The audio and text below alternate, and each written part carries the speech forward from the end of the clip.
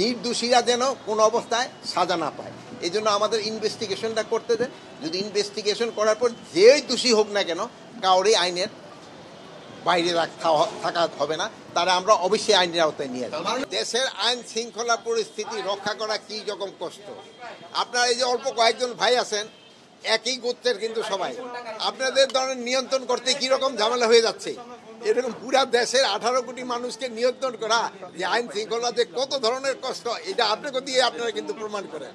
এই জন্য আপনারা অনুরোধ করব, মানে আপনারা যে কষ্ট করে আসছেন, এবং এই জন্য আমি আপনাদের অনেক ধন্যবাদ দেই। আপনারা সবসময় খুব ভালো সংবাদ পরিবেশন করেন, এই জন্য আমি আপনাদের ধন্যবাদ দেই। আমি আপনাদের এবং আপনাদের পরিবারের সবাই আমার ঈদের শুভেচ্ছা।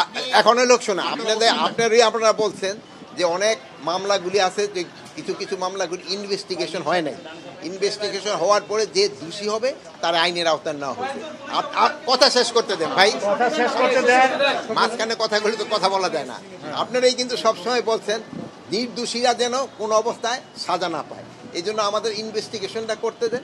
যদি ইনভেস্টিগেশন করার পর যেই দোষী হোক না কেন, কাউরে আইনের বাইরে থাকা হবে না, তারা আমরা অবশ্যই আইনের আওতায় নিয়ে আসবো। বলেন নাই ভাই, হাসতেছেন তো, বলেন, আপনারাই বলছেন, আপনার কথাই তো আমি রাখতেছি যে তারা ওইভাবে প্রমাণিত না হলে তারা আমি কেন একটা নির্দোষ লোকের কেন তো আমি সাজা দিব, একটা নির্দোষ লোকের আমি কেন সাজা দিব? আর ভাই শেষ করতে দেন, একটা দোষী যে হবে তারা আমরা শাস্তি দিব। এখন এদের ক্ষেত্রে একটা কিশোরগঞ্জে এদের ক্ষেত্রে ধরেন একটা উপদেষ্টাদের একটা 3 জনের একটা কমিটি হয়েছে, ওনাদের একটা রিকমেন্ডেশন দিছে। ওই রিকমেন্ডেশনটা পাওয়ার পরে ওনাদের যদি দোষী হয় ওনাদের ব্যবস্থা নেওয়া হবে, যদি দোষী না হয় ওনাদের আবার যার যার জায়গায় ফেরত হবে। আজকের পরিদর্শন হলো, এদের সাথে 1 নাম্বার হলো ছিল ঈদের শুভেচ্ছা বিনিময় করা, 2 নাম্বার তাদের থাকা এবং খাওয়ার ব্যবস্থা করা। আমি খাওয়ার এখানে একটুখানি আমার কাছে মনে হলো যে এরা বললো যে দুপুরের যে মেনু রাত্রে একই মেনু, বা 2 ধরনের রেট। এই জন্য আমি তাদের বলছি একটা ইনভেস্টিগেশন করলে একই রেট হয়। আর আমি আরেকটা বলে গেছি, একজন এসআই রে পুরো পার্টিকুলার ডিউটিতে রাখবে, যিনি এদের খাবারটা তদারকি করবে।